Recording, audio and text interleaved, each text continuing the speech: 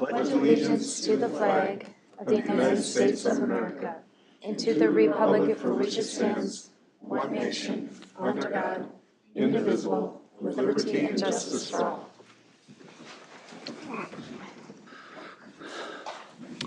All right, does anybody have any changes to the agenda? I know we're going to add a joint planning update under number 6B as well as a CMRP update. And 7A, Greg is going to handle that one. Anybody else have any other changes? If not, I would look for a motion to approve the agenda as amended. I'll make that motion. I'll second. You have a motion by Robin, second by Mike. Is there any further discussion? Hearing none, all in favor, please state aye. Aye. Anyone opposed, state no. And that is carried. Guests in open forum, is there anybody here to speak to council tonight? All right, we'll move on to committee reports, presentations, and awards. Chief Lindblom, the 2025 Police Department body-worn camera audit presentation. All right, thank you, Mr. Mayor, Council, thanks for having me. Don't need any type of approval or vote for you tonight, just wanted to present our annual audit. It's actually biannual, so every 2 years, the police department's required to go through a audit of our body-worn camera program, which encompasses our policies, procedures, how we retain data, how we disseminate data from our body-worn cameras, that we're maintaining our inventory properly, and that we fall under all Minnesota state statutes regarding body-worn camera use by municipal police departments. So that was provided in your packet. I wanted to just present that we did successfully complete our audit without any discrepancies in each of the categories that were reviewed by our independent auditor. So that'll get us through another couple of years, and then we'll do it again in 2.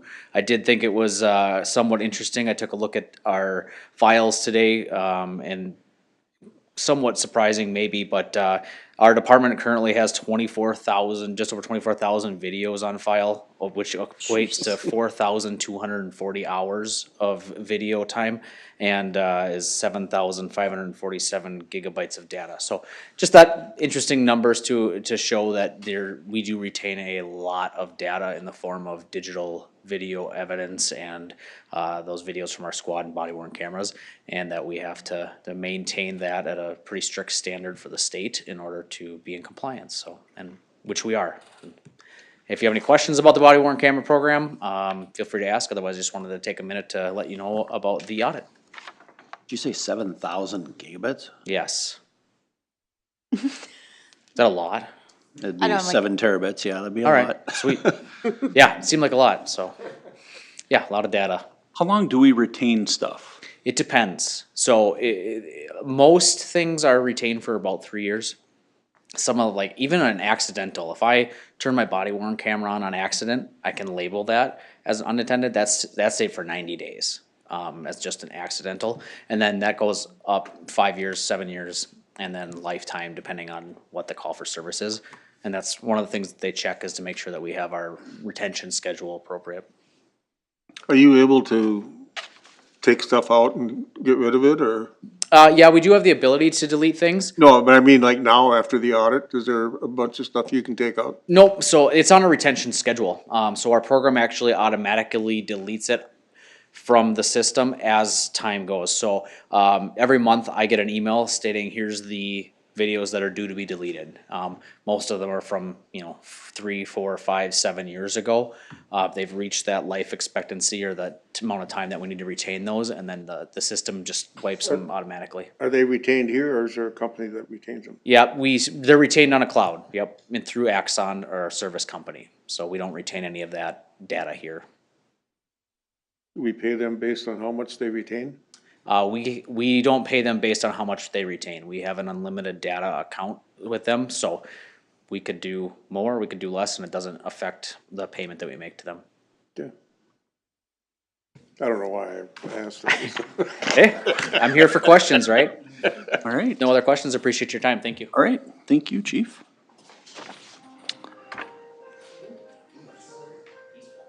Well, that's. Thank you for the piano solo. Deep Let's thoughts, add that to but- the agenda next month. I like that. Very calming. Moving on to committee reports, Budget and Finance Committee. Budget and Finance met on August 21st. Pretty typical meeting. Had some budget discussion, reviewed standard financials, looked at past due utilities, 60 days plus. We're at 18,900 as of the 20th of August. And that was about it. All right, any questions for Robin on Budget and Finance? Move on to Planning Commission then. Planning Commission, we met Monday, August 25th. Pretty, well, we thought it'd be a really short meeting, but we did have a lot of just discussions on developments and updates, more or less updates to Planning Commission for stuff that we've talked about for months, but just kind of getting Planning Commission up to speed on that. So no other actions taken. Okay. Any questions on Planning Commission? Golf Committee? Golf Committee, we met on the 25th of August. Everything's going great over there. Numbers are looking good. Just wanted to give you some things, like pay attention to social media and stuff. They do have some signs up. But the meat raffle and bingo are starting up again. And just for a heads up, the signs they say Friday, it's not Fridays, it's on Sundays. So just, that will get fixed. So that's gonna be happening. They're gonna start doing some Viking game day specials. So there's like different every week, they're gonna have a different special. And then they have some signed jerseys that they're gonna do at the end of the season to win. And the breakfast is coming back on Sundays. That, I don't know for sure the date yet. But more, mid-fall. Yeah, everything's going good over there. All right, any questions for Becky on golf? Joint Planning? Joint planning met a week ago tonight. We reviewed a minor subdivision and replatting of a property. That was it. That was a quick one. It was 7 minutes, I think. Oh, wow. All right, questions for Joint Planning? CMRP, we met last Thursday morning.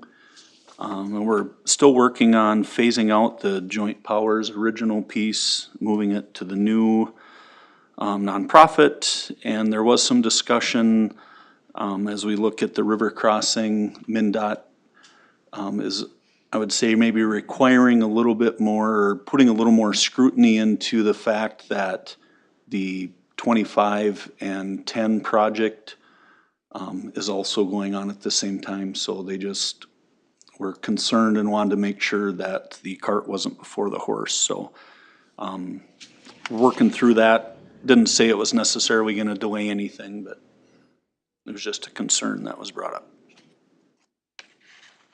Not by us, by MnDOT, so. Did they question the locations of things? No, there was no discussion on that at all. I just think the planners from CMRP are in pretty constant contact, and that was just some of the feedback they got back. Would that be pretty accurate, Greg? Yep. All right. Move on to public hearings. So we have a public hearing for easement vacations. Mr. LaRude's taking that. Mayor Cobinger, City Council members, as part of the replat project that Bogart is doing in a conjunction with our land exchange with Potter Trucking, there are some existing drainage and utility easements along the existing property lines that need to be vacated in order to do the replat, so there's clear title once this is all done.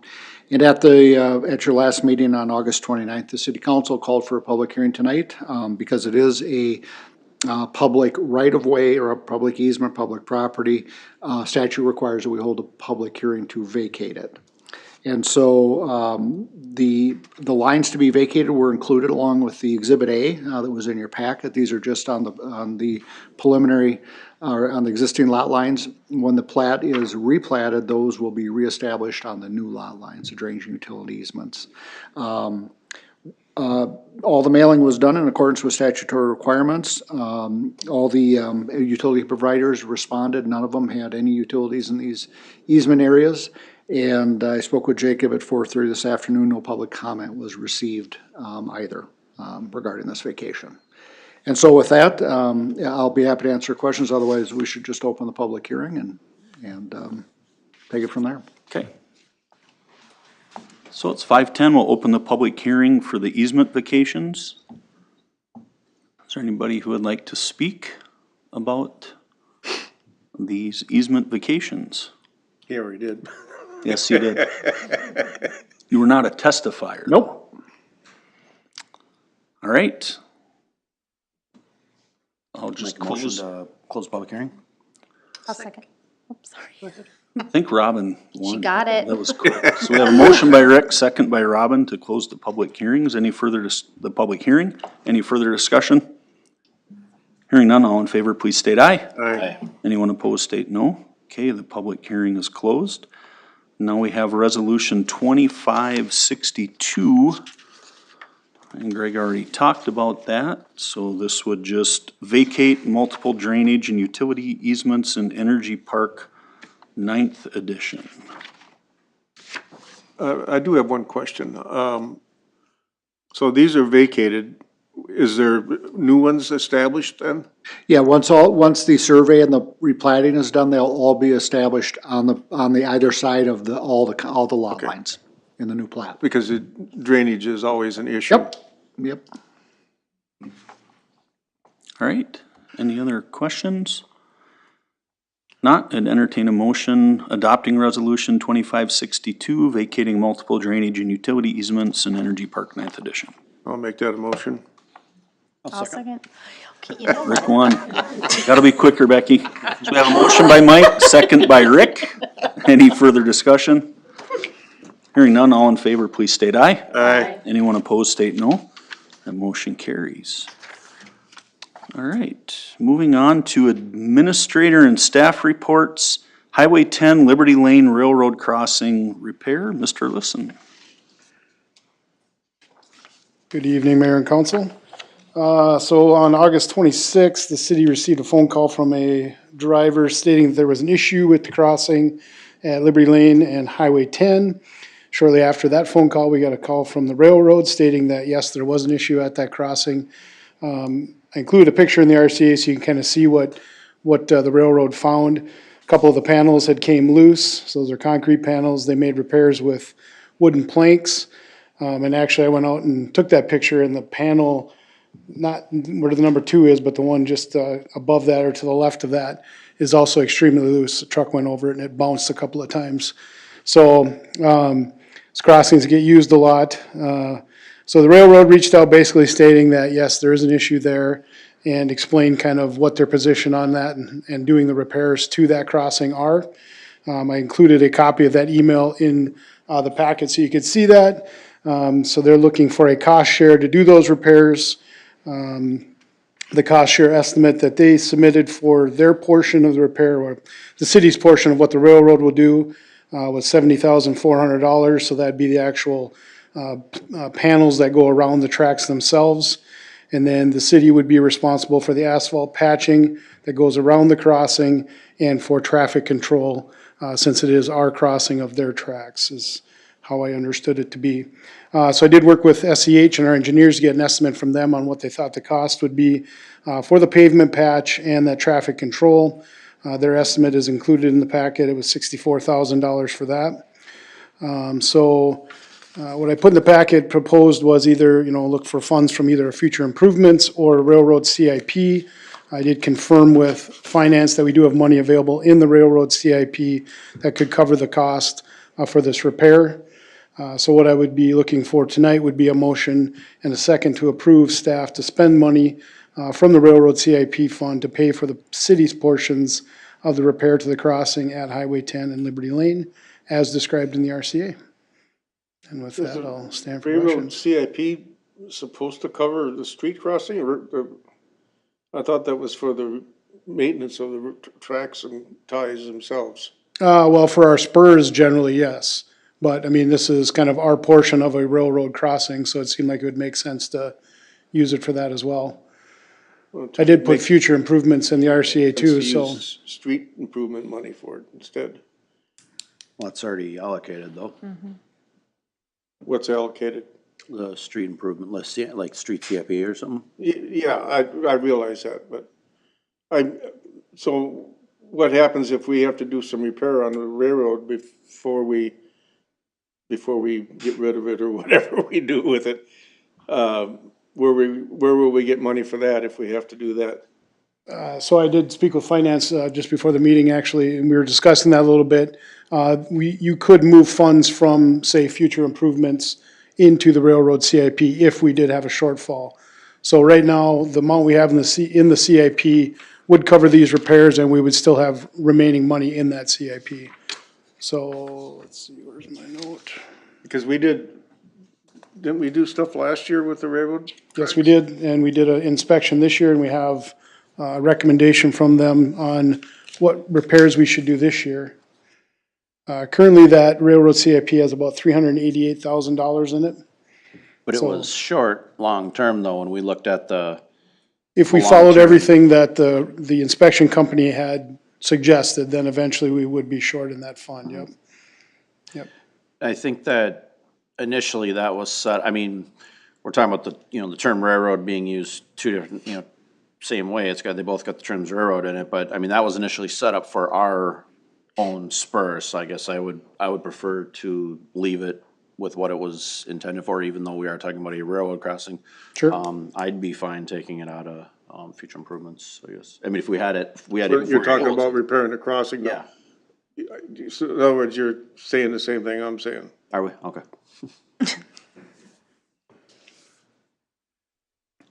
Is this normally a cost share anytime there's issues at a crossing? From everything I could tell in my correspondence with the railroad, yes.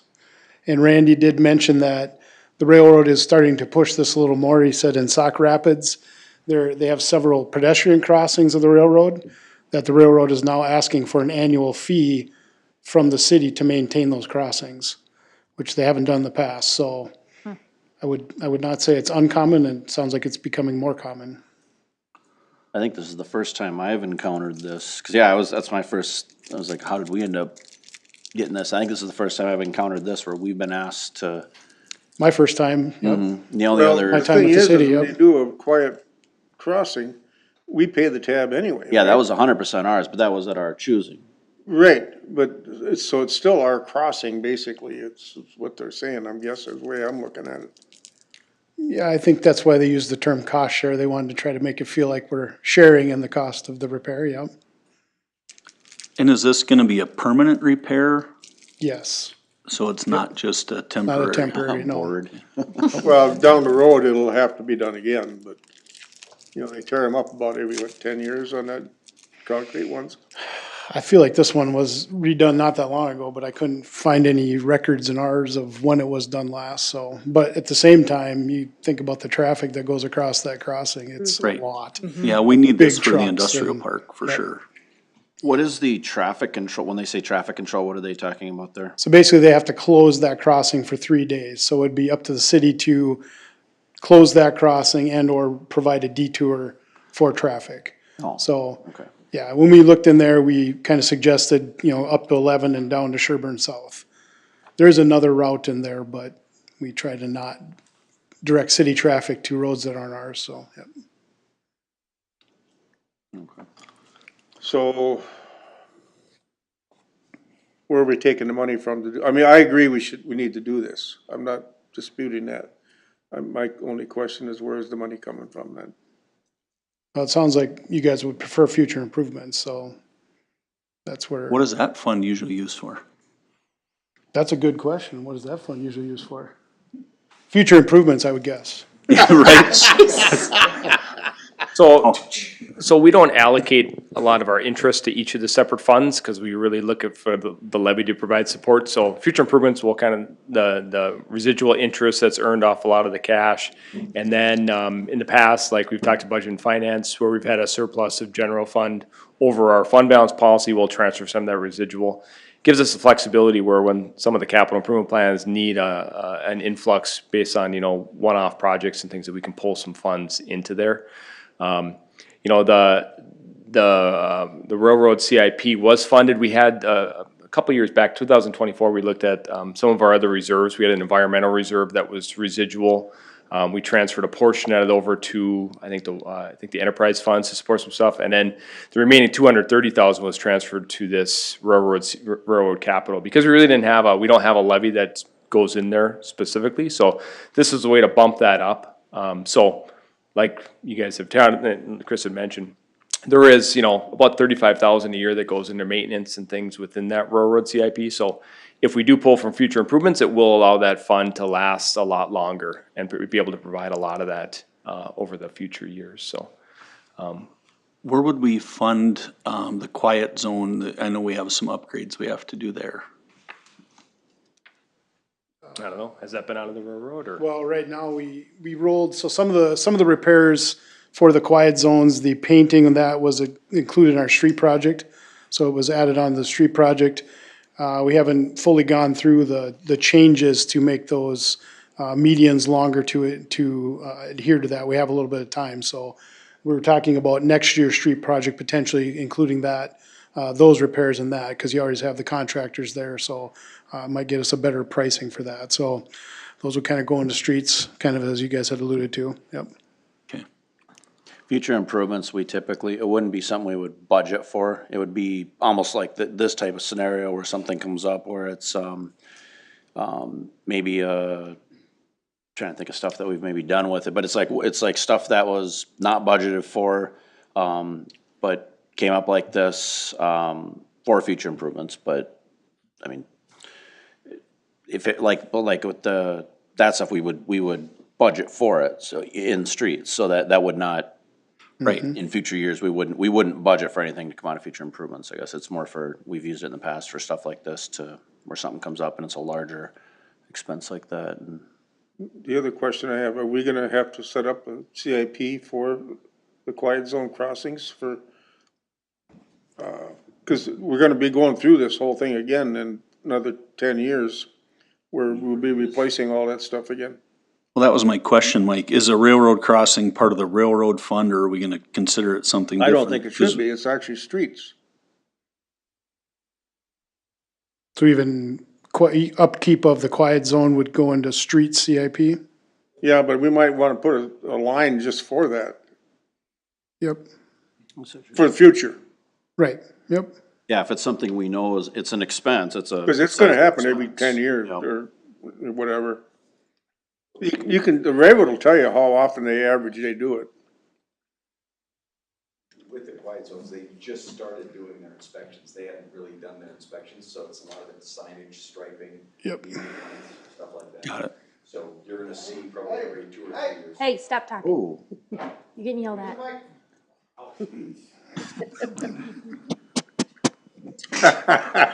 Spank from the back. Oh, my. For people to be able to At least he didn't throw it at you. Lighting himself on fire. So the rail inspections for the quiet zones throughout the state are going to get stepped up. So we're probably going to see that every couple of years, 3 probably at the outset. But a lot of that requires reflectivity on the signage, the striping, and the median lengthening. So unless they change those standards, it's really going to come down to the signage will go into our sign package. They do, Streets Department does the inspections throughout the city all the time, and we're ongoing. We're replacing that. It's in our operating budget, probably $2,000 a year, $2,500 a year. So we keep up on that. So it's going to be there, and the other stuff we can probably look to absorb in the street projects once they call them out. So far, they've been understanding that we can't just come out there and jump on it. We don't have the staff, especially for traffic control. I don't want our guys on Highway 10 running traffic control, so we'll hire the professional companies to come in and do that, and then we'll just push that into the future year into our street CIP. So I don't think it's gonna drain or be a huge burden on the street CIP unless we have major in the rail spur when we've gotta replace all those ties and the iron itself. So that's why I think it was $600 and some thousand if we replaced everything they recommended, but it was over like a 10 or 12 year plan. So I think keeping it what you're talking about and then using this one, temporarily during future improvements because it's a surprise, makes a lot of sense. And then hopefully, now that we're seeing BNSF doing these types of things, I know the county just mentioned they had a similar thing on County Road 8. that they're working with. I think it was XL, their spur, but it's the county road. So I think they're really delineating that and saying, okay, yeah, it's our lines, but it's your street, so you gotta pay, that's your shared portion is covering the line that we allow your street to cross our tracks. Cause if they had their way, No crossings. flat grade crossings, Right, yeah, we know that. so. Okay.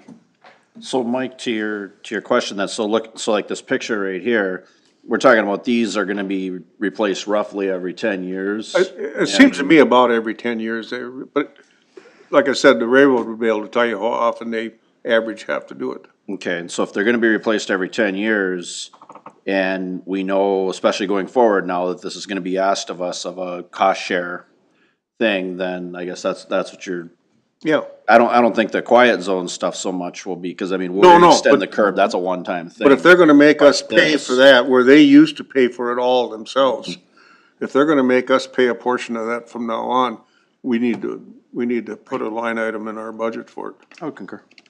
And we have the second crossing too at Hancock as well, so, you can count on both of them. Yep. Hopefully we have a third or get rid of one or the other. Yeah.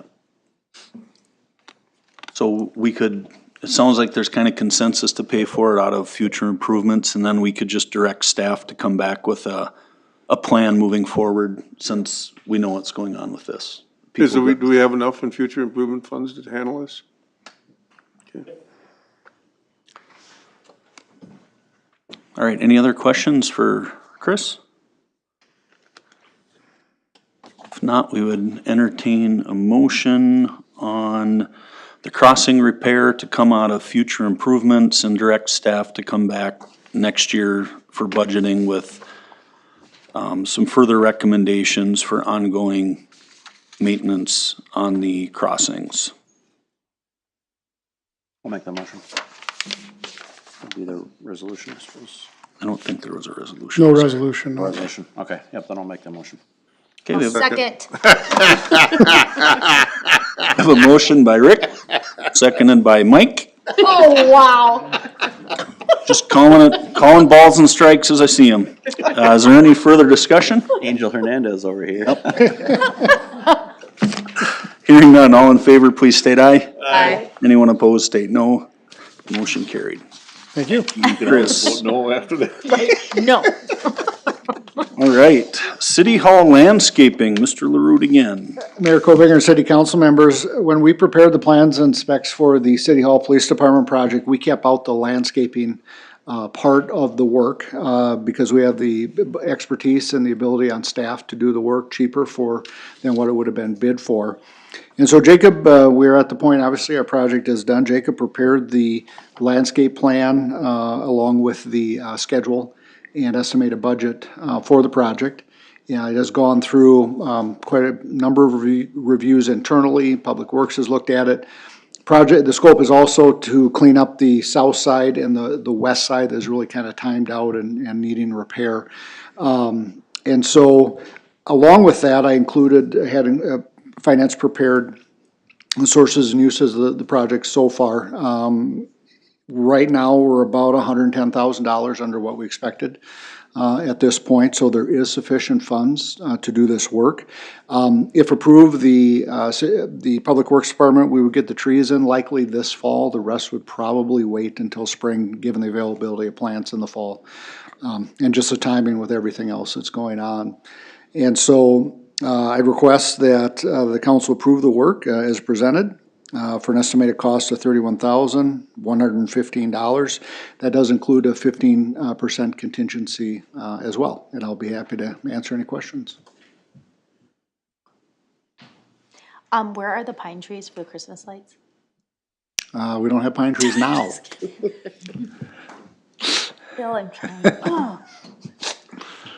Greg, did you want to go through the Latin names for all these? Nope. Or okay. Right. You can lead us on that. You're English major, Yeah, right? I don't know about that, but echinacea, I saw that. I'm like, I know what that means, so. All right, does anybody have any questions for Greg? If not, we'd entertain a motion to approve the City Hall landscaping plan. I'll make that motion. Second. And we have a motion by Robin and a second by Becky. The love, I'm here. Is there any further discussion? If not, all in favor, please state aye. Aye. Anyone opposed, state no. That motion carries. Tell Jacob thank you. Will do. Nice that we could do that in-house. Very nice. And County Road 53 certification, Mr. LaRue again. Mayor Cobinger, City Council members, after the project was completed, County Road 53, and turned back to the city last year, we did that with a motion along with the resolution with Sherburne County. Excuse me. The county received a Teddy grant to do their part of the work on County Road 53. And that required the county to certify that the road would be maintained as a road throughout its useful life with no changes unless they approved. When they transferred the road to us, or we got it on the turnback, we recently had a closeout visit, and they said, well, now the city also needs to adopt that same language since the road is yours. And so, staff had a meeting with, DEED along with the DOT, and the resolution was revised to reflect the city taking, that on along with the form that was included in the packet. Both of those certification form and the resolution will be sent to the state. It doesn't change anything that we were planning to do with the project. It is purely a paperwork requirement on the part of the state. And so with that, I'll be happy to answer questions, and if there aren't any, request that council adopt resolution 2566. All right, any questions for Greg? If not, we'd entertain a motion adopting resolution 2566, a resolution approving certification with management and budget state of Minnesota for 115th Avenue. I'll make the motion. Well, second. We have a motion by Rick, a second by Robin. Any further discussion? Hearing none, all in favor, please state aye. Aye. Anyone opposed, state no. That motion carries. Consent agenda, Mr. LaRue again. Mayor Copinger, City Council members, items for review, approval, or adoption on tonight's consent agenda include the revised hiring and termination report, payment of the bills as presented, minutes of the August 19th, 2025 regular meeting, minutes of the August 19th, 2025 executive session, the following committee meeting minutes, the July 21st Fire Board and the July Budget and Finance Committee. Partial pay request number 3 in the amount of $300,098.17 to OMG Midwest for the 2025 street improvement project. McDowell invoice number 657970 in the amount of $206,870 for the 2025 library area air handling unit and ACCU replacement at the community center.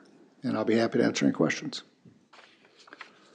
Any questions on the consent agenda? If not, we entertain a motion to approve the consent agenda. I'll motion. I'll second. Motion by Becky, second by Rick for the consent agenda. Any discussion? Hearing none, all in favor, please state aye. Aye. Anyone opposed, state no. That motion carries. Anniversary announcements, a couple part-time employees, Gary Kalla at Golf Maintenance, 7 years. Jessica Spear at the Community Center, 5 years. And some full-time employees, Troy Dawson, Maintenance Coordinator at the Community Center, 2 years. Rhonda Klein, Kitchen Supervisor at the Golf Food and Beverage Department, 6 years. Christopher Lindblom, Police Chief, 12 years. And Sarah Schaefer, 7 years at Public Works as the Admin Assistant. Congratulations to those employees, and thank you for your continued work. Anybody? Says 12, is that right? Isn't it 13? Ooh, scandal. Give a year, take a year. Right. Well, it says here you started in 2013. Math is good. All right. We will recognize you next month if we were wrong. How's that? That's right, exactly. All right. Anybody else have anything they want to bring up? Question on the post office boxes. Is that a done deal where you, Sorry. Done deal. Well, we did receive a call today from someone at the post office who appears to be able to make a decision. And we think we don't have anything in writing, but we think it's pretty close. That we would temporarily, I don't know what that means, house them at the community center, outdoors, because they won't put them indoors. Phil might have more information. Do you? well, the reason I'm not real excited about having that at the community center. I don't know why, how about where the old post office used to be? Across from Charlie's. Where was that? Across from Charlie's. It's a cement slab they put down? Or what? That's pretty busy over there, though. It does require cement. Well, no, it'd be right on, there's nothing there. I guess I don't know where you're talking about, Where are you Mike. talking? Across from Charlie's? Yeah, across the street. On Hancock there? No, on First Street. It's where I wanted to make parking. Where Mastonis used to gotcha. be? Huh? Where Mastonis used to be? Yeah. There you go. The reason we chose this was because it's an area at the community center that could benefit long-term from the concrete. And we thought it would be reduced maintenance costs in the future, and if the post office was paying for that, we didn't want it to be somewhere where we just wouldn't have a use for it. No, that's a valid reason. I can go along You with passed. it. But the problem is, what if that becomes permanent? Is that? I'm never gonna say it's never gonna become permanent, but every indication they gave me 2 weeks ago is they are still exploring the permanent location of either retail and operations in Becker. And there has been another recent counter proposal, but in order to maintain the confidentiality of those negotiations between the person and the post office, I don't want to say more, but there has been some renewed interest, more than I've seen since January 1st, that they are taking it seriously and looking for something. So Senator Smith and Klobuchar did send a letter 2 weeks ago, and they had a deadline of last Friday, so I haven't heard what happened. I know both offices reached out after the shooting at the private school in Minneapolis and said that was obviously taking some of their time, but I think we'll find out more here in the next month. I don't know how long this will be for. When will this have to be done? Well, the lease expires the end of October, so I did talk with the person today, and they said that once the concrete is established, it has to sit for 7 days, and then the post office would be ready to put them up right after that. They would like a well-lit, area that, as secure as it can be, so. And like I said, my criteria was if they're gonna put something in, let's get something out of it. But we don't have any we just literally got a phone call from a person we've never heard of today that works for the post office, which is not the person that I was told was the decision maker. But when I called him back today, he said he had already talked to Phil 20 minutes prior, and they had a good plan worked out. So, that's what I know. Are people okay with that? I mean, Yeah. For sure. we do have businesses that have told me, they will have to leave Becker if they don't have. no, the I'm se- not- No, I know that. I'm just saying it. I just was questioning doing it at the community Yeah. center, but you got a valid reason for doing it there, so I don't have a problem with it. I'm like, wait until September 2nd for them to get started.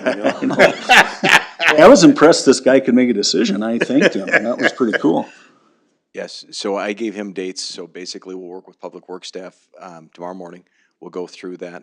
The goal would be to have concrete put in place by the end of next week.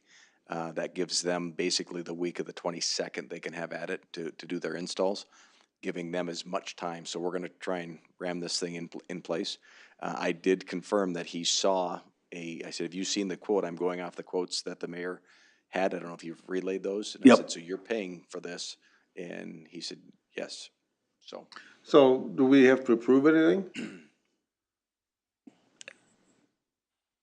I don't know. I think eventually we're gonna have to have an agreement with them for sure. Yes. Yeah, cause it'll be their property and we'll have It's to, our property, but they're. They're gonna be responsible for its property, yeah. maintenance, so, yeah, so we will have to have some type of written agreement. So we'll come back to you. Could we, in the interest of having this done, could we agree to it tonight and entrust staff to finalize that agreement, empower you to do that? Because if we gotta wait 2 more weeks, there's Well, I don't just, think we would slow them down. I think we would make sure we had some type of a lease agreement in place. It would give them a little time to get us something. okay, If not, we can propose a lease agreement, send it to them and say somebody sign. And I can work with budget and finance. We can probably, the cost of the concrete, if we do it internally with staff, we can pull it out of our operating budget and then work with finance to get an invoice, push back out to them and just replenish those funds. So it would come operationally. I think we can absorb it there. It's not gonna be a huge expense, and it'll be staff time, which we're billing them for as well. So if you guys are comfortable with that, we can move forward with this very, very quickly, and then a long-term solution as far as the lease or the, who's holding, who's maintaining those or whatever, so. And I don't see them relocating delivery to these until the end of the lease at the post office, which is the end of October, so there is some time to get it in place. sure. Yeah, I'm sure they're gonna run that out to the very end. as well. Okay, so do we need any further direction? Phil, do you feel like you have enough? If you guys are okay with us moving forward, we'll get after it right away. Okay. All right, Yep, anything else? satisfied. Okay. Not, you'd entertain a motion to adjourn? I move we adjourn. Motion by Mike, seconded by Rick. All in favor, please state aye. Aye. Anyone opposed, state no. Meeting's adjourned at 5:42.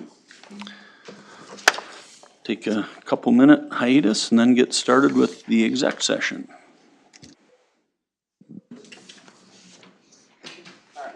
Like my Angel Hernandez reference there. Not everybody will get that one.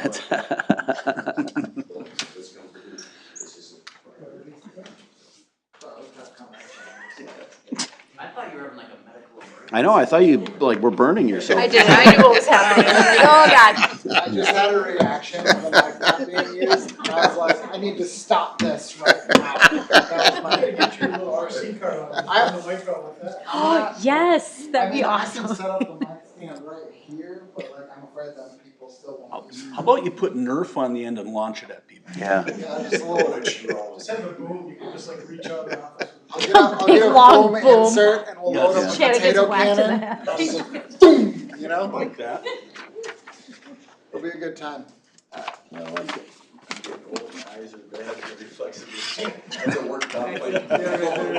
Practicing her cheers in the mirror. Are you kidding? Practicing what? Use the microphone. Oh, cheers. Okay, that's adorable. You gotta look at yourself. Yeah, when Until you start step out in the I sink and broke a break bone, your ankle. start- I'm not gonna lie, that was me as a child. I'm not gonna lie. I know what her future is.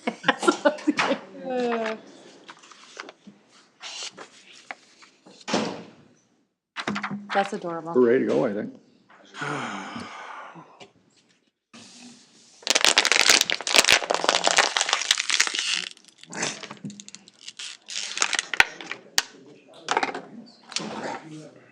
You ready? Yep. Let's do it.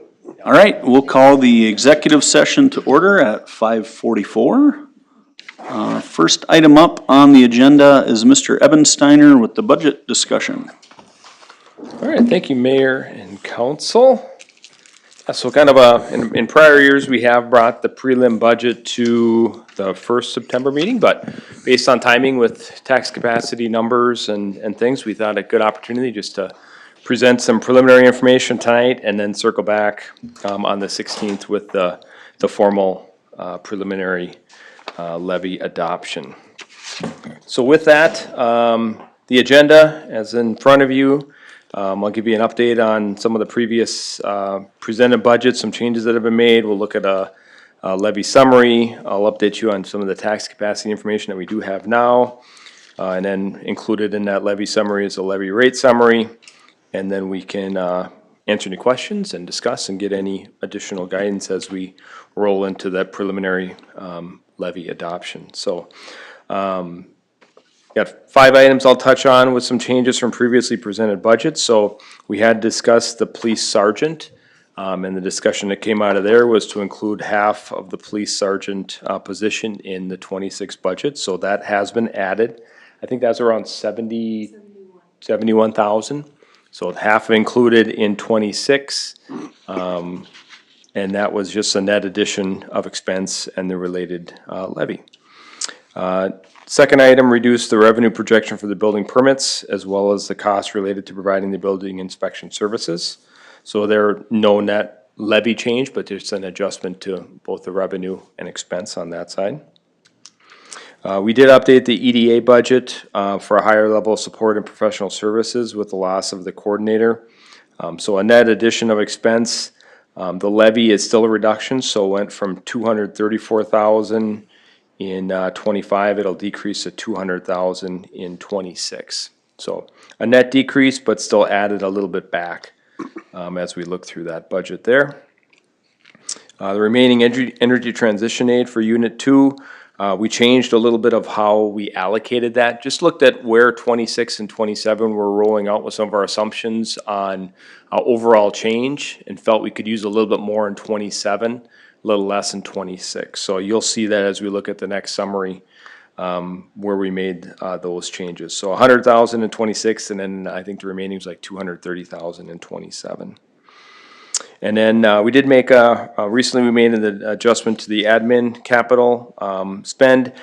No change in the overall levy, but we did pull 10,000 back into 26, looking at a fuel system upgrade over there as we're coordinating with the school. We also coordinate with the fire department.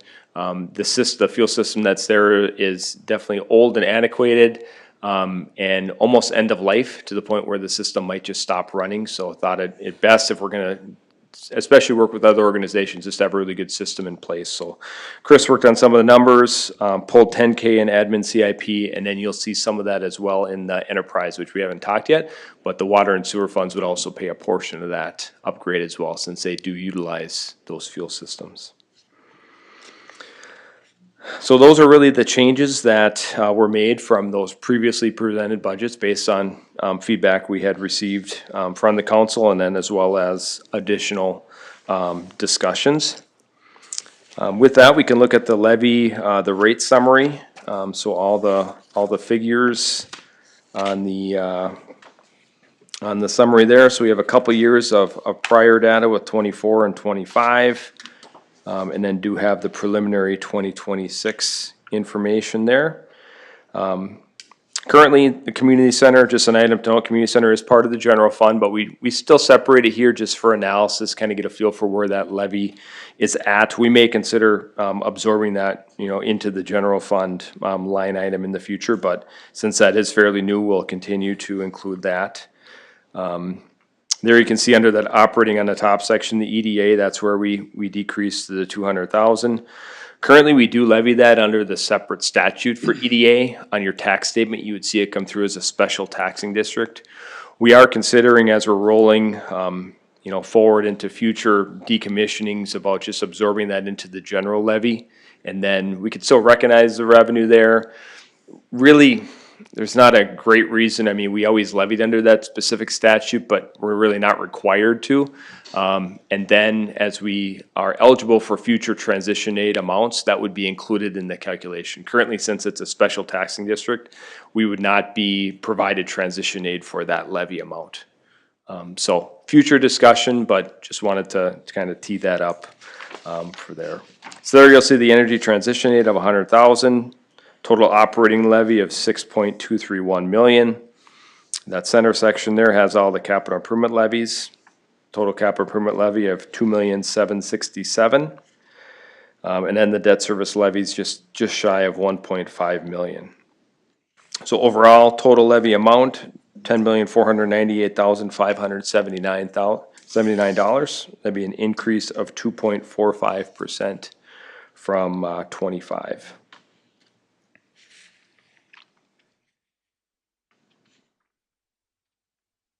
So there's the summary of the preliminary levy, increase of 2.45%. Update on tax capacity. So I did reach out to the county today, and they just ran their PRISM reports earlier today. NSP did settle early, so we had thought that we wouldn't get numbers until either this week sometime or even in the next week. They did settle, I think, early last week we got revised numbers. So the county grabbed those numbers, they started incorporating them into their reports.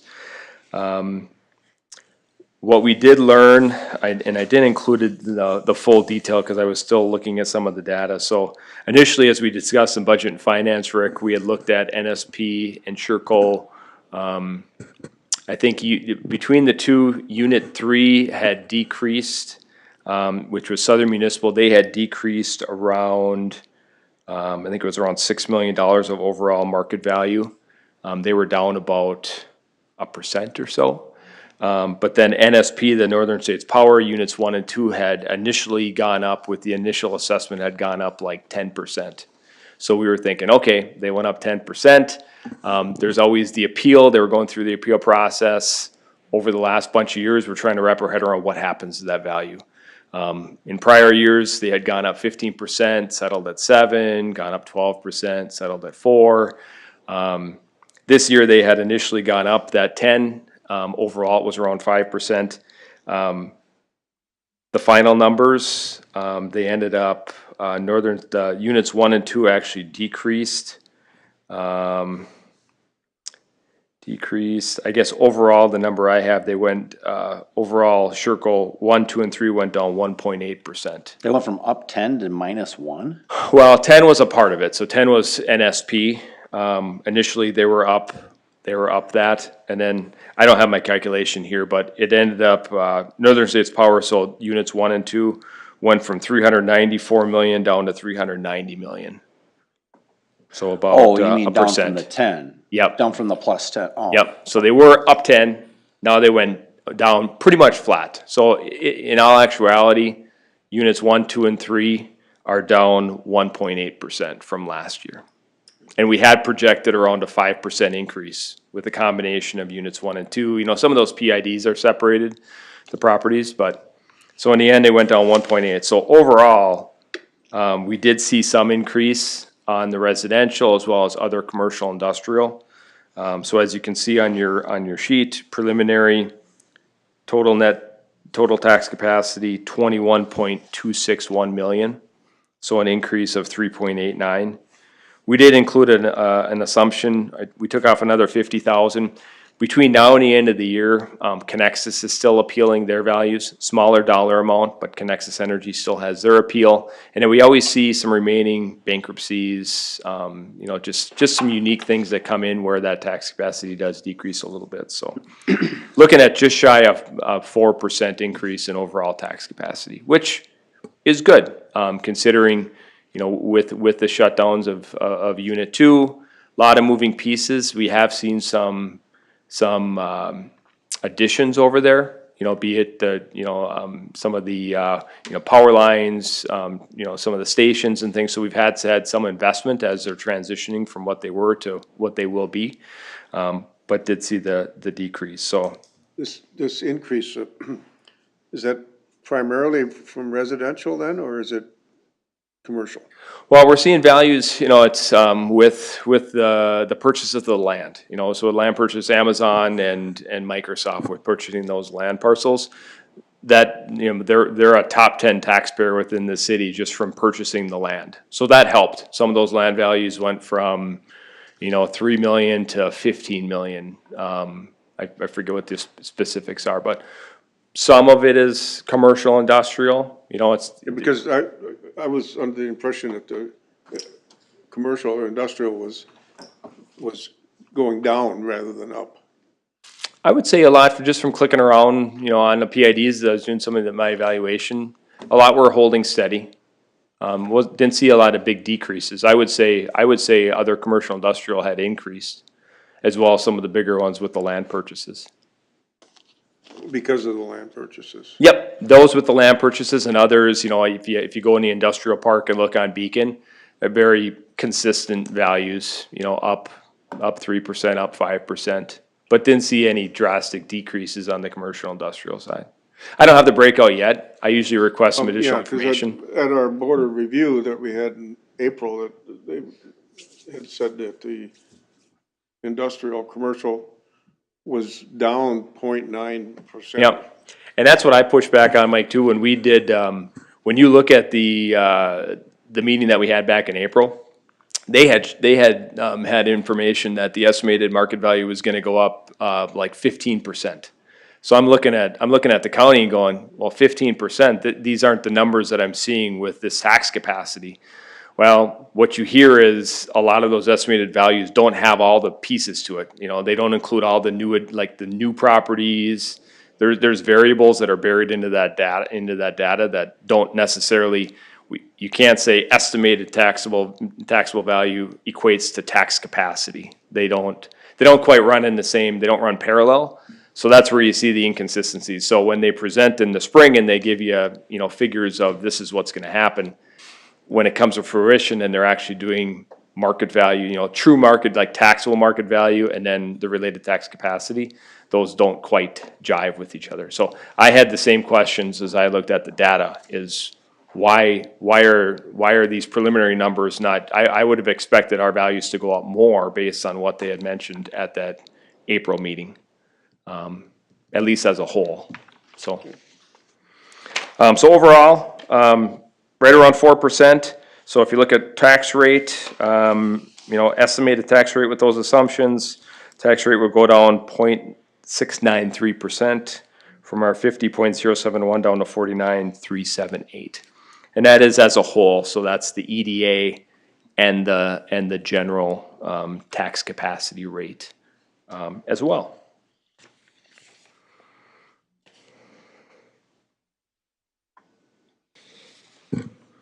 So any questions on the data or any observations? Good question, Mike, on the tax capacity side. You know, as I mentioned, we included that prelim adjustment just as a, you know, kind of decreasing a little bit. But, you know, a lot of times once they run that PRISM report and all that data is there, like this is a good snapshot of where we're at. And then now, from now to the end of the year, it's a lot of just the homestead stuff. They'll keep taking stuff until the end of, you know, December 31st. And then they'll run those numbers and then kick it out back in March. I'm wondering too that, the 15%, that they gave in April, April's usually behind, because it would be up until, what, September 30th or October 1st of the year before. So, and if you, well, that's when it ends, and then it goes a year back from there. So if you think of in that time frame, we were still on the very tail end of it, but that's when we were seeing the pretty rapid inflation in houses. So maybe that's why, because the numbers in April are behind and play catch up on it. So maybe that's why we were seeing that. Why we're looking here more at current day, and that's talking about starting last October and going back a year. So Yep, really a data point, but they just don't quite correlate with each other as well.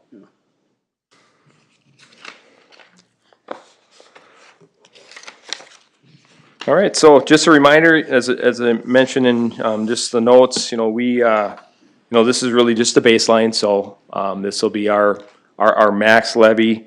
Can go down but can't go up. Really just have, you know, as we get closer to untaxable market value, we'll have some better numbers. We'll ask for the county to provide better data as we're getting closer to the end of the year. DOR will finalize those utilities and get that information over to the county.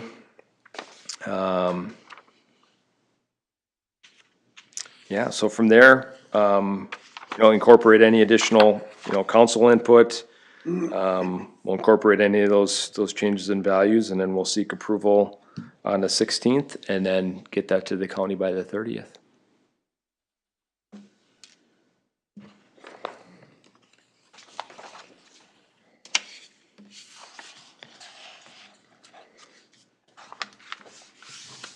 Any further questions for Mark?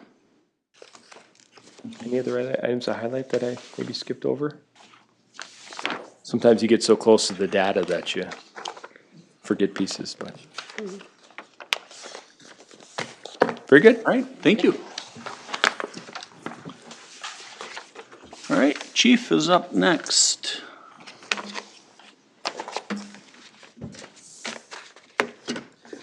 Mayor and Council, just wanted to provide a update on the police department full-time hiring, and kind of the steps moving forward. As you know, that we had posted for a position for full-time, received 4 applications. Of those 4, 3 were selected to be interviewed.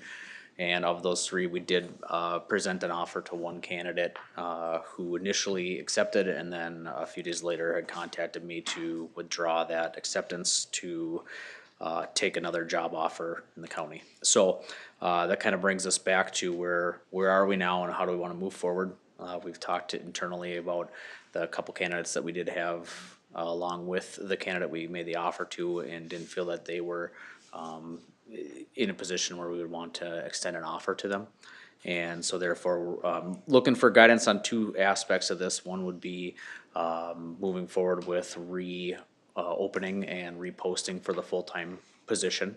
And then additionally, one of the discussions that we had was referencing our City of Becker recruitment incentive, which is a policy that the City of Becker has to try to bolster some candidates for a position that's typically harder to fill. And in this case, we've obviously struggled. The job market is saturated with employment opportunities, and additionally, it's not the best time for hiring a police officer. There's no schools really getting out right now. Families are kind of going back to their lives and things like that. So first and foremost was to gauge interest or thoughts on moving forward with posting that position again through the Minnesota Post Board for hiring.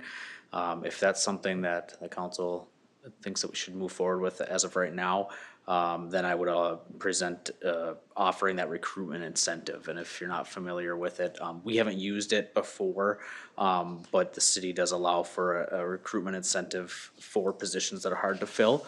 It's up to $2,000 incentive for employees to refer somebody for a position, and then that in turn gets incentivized to the person who's hired as well.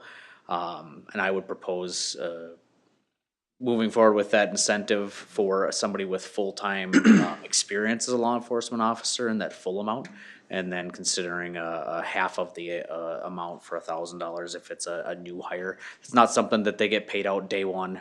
Here's your money. Yeah, thanks. when is the? Yep, it's incremental steps. I don't know the exact specifics. Shannon might be able to throw some of that in there, but it's after they've stayed a certain amount of time, then they'll get payouts as they go. So it's nothing that would be an instant payout, but I think considering the circumstances that we've been having with trying to hire full-time, this might incentivize some of our staff to try to work hard on getting people to apply to work here, and if we can get somebody with experience, that's even better, because that reduces our training time, and they come with a lot of knowledge and experience as well. So that's what I got for you. This person that accepted the offer and then withdrew, did he just get a better offer someplace else, or? Yeah, I don't know the specifics of the exact reasoning. I know that at the time that we offered him the position, he was in the background phase with another local jurisdiction, and initially it said that he was going to go with us, and then called back 3 days later and said that he was going to go with the other jurisdiction. So I don't know the specifics. Is this incentive package, is that enough? Is it enough that it'll make a difference?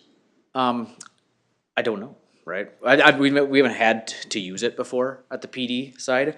I'm always trying to get our guys and gals to try to reach out to people that they think would be a good fit for our department. Whether or not we find somebody new, I'm not sure. This wouldn't be hey, if we don't find candidates now, we're just gonna post again. I think in that case, then we've talked, we would probably wait until, spring, just to try to gather some of the new recruits that are gonna be coming out of some of the, Yeah, but you're looking for a enforcement. sergeant, right? What was that? You're looking for a sergeant though. Nope, this is just already the full-time, Full-time officer. cause we're short right now, so Oh, we're okay. short because of my promotion, that we're short a body right now, so we're just trying to get that filled. And we were optimistic there with the offer that we had made, and it fell through, so now we're kinda back at the starting point again, and trying to come up with ways that we can get somebody in here that's qualified and can provide that, that good service to the citizens. Okay, now I understand better. Yeah, yep. So we're still down one as of right now. Yeah. We're just trying to get that bolstered back up and then go from there. I think it makes sense. We haven't tried it before. We're not out anything if we try it. Right. I would say go ahead. We're a body short, we need to.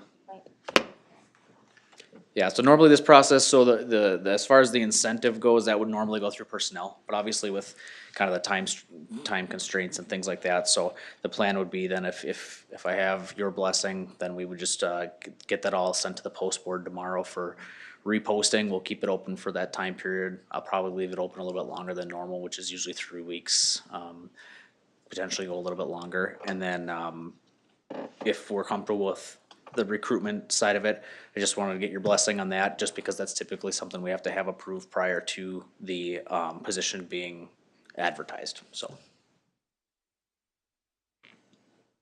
I'm sure we've saved way over that by not having a position filled for quite some. As far as I think as far as the incentive, Right. payout, we're fine budget-wise on any of that, yep. Yep. Any objections? Nope. All right. Well, I'll move forward then with, posting that tomorrow. Thank you for your time, appreciate it. Look.